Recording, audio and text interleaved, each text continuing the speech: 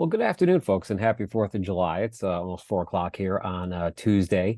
And as I mentioned last night, when we ran into, or I ran into some technical difficulties in showing you the library and touting its magic, I'm going to show you how to do the search for the midterm essay that we talked about last night. It won't be too long of a video, just kind of walk you through the steps. This is again what I had hoped to do at the end of class last night before we had those glitches with the Harper website. So I'm going to do the screen share. And just as a quick reminder, before I start showing you the steps to go into the database, as always, please email me if you have any questions. And remember, we talked about the structure for this paper for next week. And remember, it's going to eventually get built into a longer essay that will be paper 4, and actually eventually paper 5, which will be the very final version of it that we'll do by the end of the month. But the goal for this paper, as I say on those directions that I had posted yesterday, is just to pick one of those 4 poets that we discussed and read a little bit from last night. Pick the one you enjoy the most, and then you want to find one article from the Chicago Tribune database on that author, just to find some background information, find out more about them, talk a little bit about, who they are. I'll do another video probably on Friday also this week, just to give you some other reminders for the paper. But for now, I just want to show you how to find the articles, especially if you haven't used the database before, or you have, but don't remember exactly how to use it, or if this is part of the database you haven't used. So let me do the screen share. I've gone into the browser. I've also checked to make sure that the website is working. It is indeed working, so we can do this. This is again kind of a replay of what I was going to do last night. So here I am, in my browser. I just put in Harper College Library, and so this is again to pick up where we were at 8:30 last night. This is what I was going to do. So here we go. So we open it up here, and then here's your main page for the library. Okay, and as I sort of tried to describe, on the board last night, you want to go under Research, so that you have the top, these menu items here. There's other points you can access these databases from, but this is the one that I always use when I'm doing research through the databases. I find it the easiest one. It's pretty straightforward. So go here, go under Research, go to Databases, click on that. All right. And then here's what I mentioned last night. Again, especially if you haven't seen these before, all these databases are listed alphabetically. There's 172 of them. And they go from, as you can see here on the screen, listings on, the American Chemical Society, which would be for chemistry classes. It's all subject specific. I mean, you have everything here from, different American Medical Association Manual of Style. There's, all kinds of stuff. And so they're done alphabetically.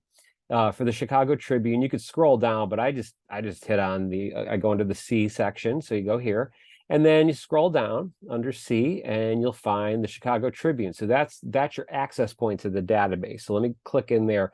Now, again, I'm already logged into Blackboard, so I'm already in the Harper system here at home. If you're not logged in there, as I said last night, may ask you for your username and your password if you're not already logged into your portal or into Blackboard. I'm logged in, so I don't think it's going to ask me for that, but we'll see what happens. They've changed the interface a little bit. But at any rate, you'll see it's easy to get into. So here we are. We're at the Chicago Tribune database. You click on that.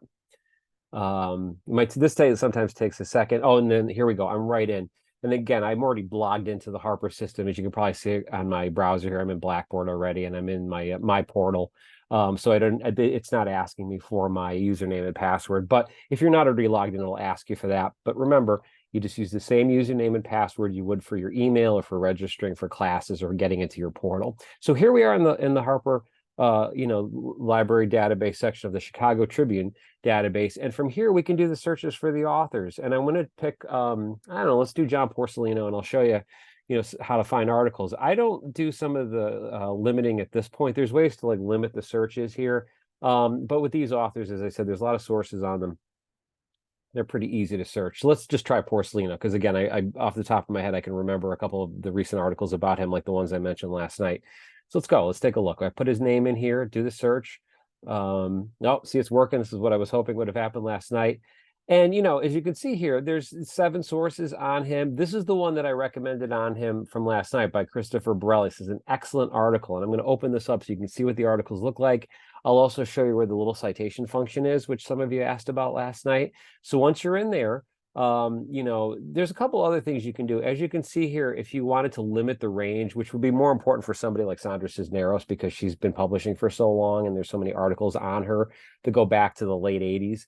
So you can limit it through, if you want the last 12 months, last 5 years. I would say for any of these authors, keep it to the last 5 years, if you wanted to limit the search.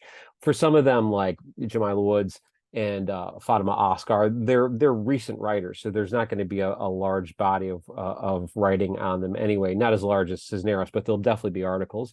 But sometimes it's best just to put the name in and do the search and see what you come up with. So in this case, we're going to click on this, click on the title, and this is the full article. All right, and it's even asking if you need other help finding other material here, but you'll see here there's the article. So this is the whole thing. You can kind of scroll through it. You can print it out if you want to, and so there's a lot of nice details about him in this particular article, and you'll find other ones like this on the other authors.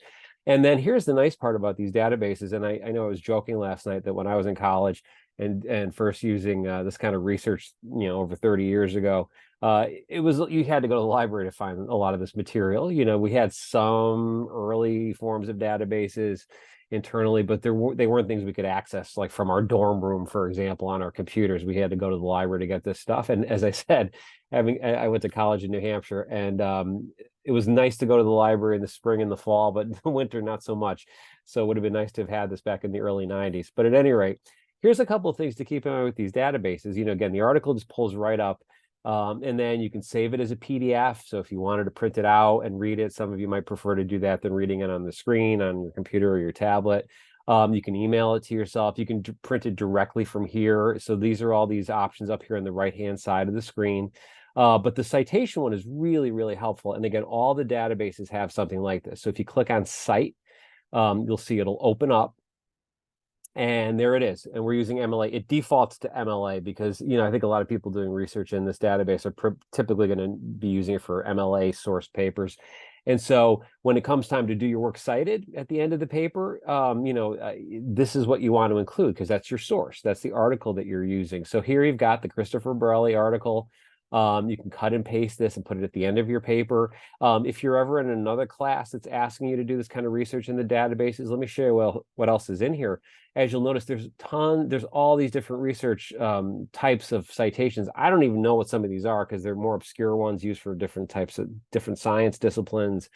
And things that areas I don't write in. But for APA, some of you mentioned you have used APA in your social science classes. It can also show you how to do that. So let's say you were using this article for a class in education or psychology or the social sciences of any kind, then you can click on this and you'll notice what it does. It takes a second.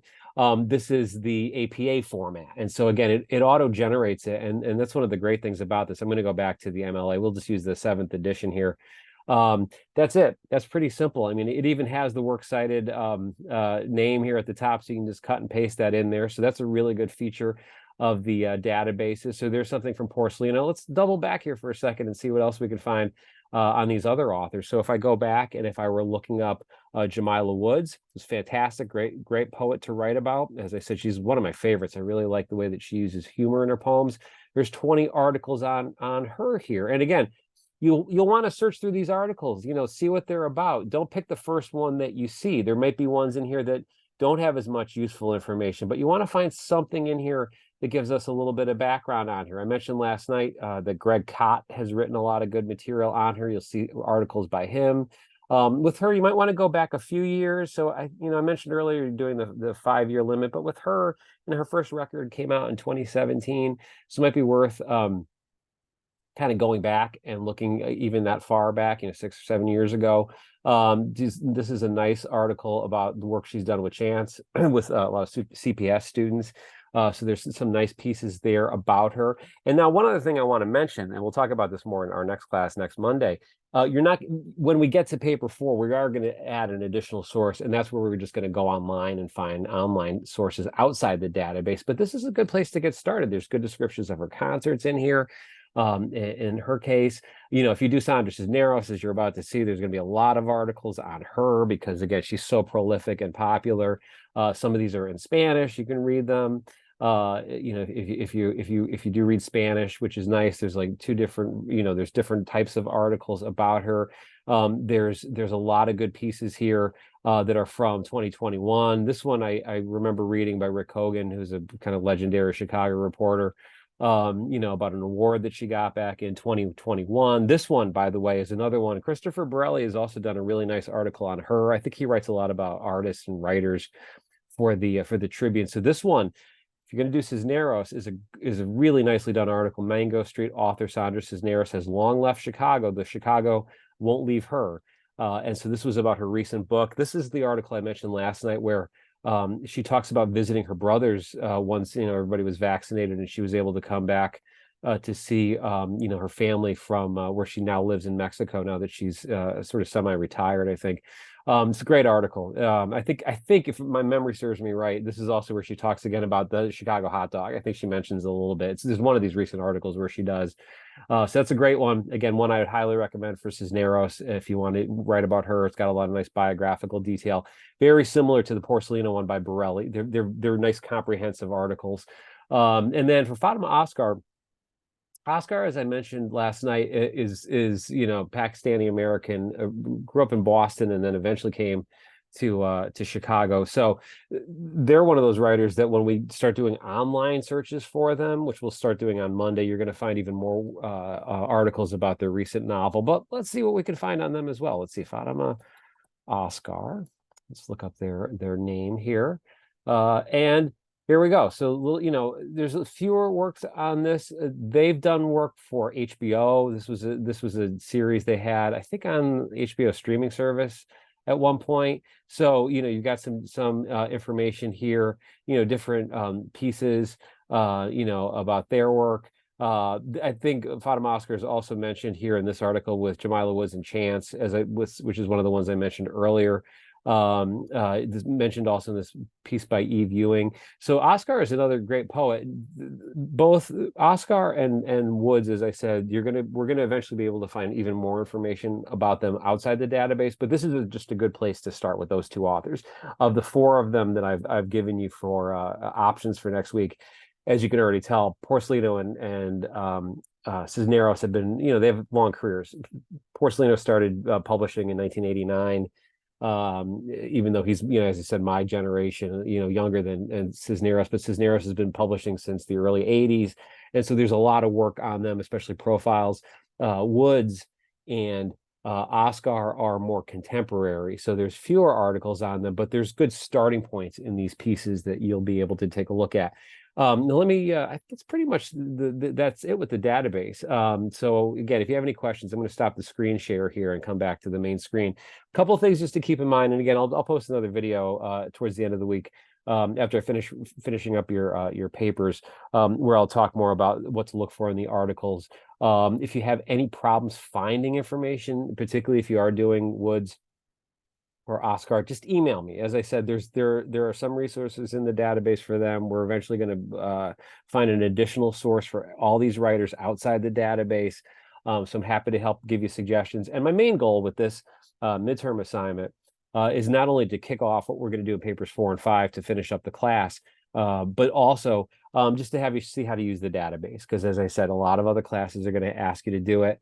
Ask you to use them for their classes. So I want you to have some familiarity with it. And I also want you to see how useful and really easy they are to use, so that you're not dealing with paywalls, on sites like the Chicago Tribune, or the New York Times. It's easy to access this material, and it's a really nice resource for other classes with research papers in them.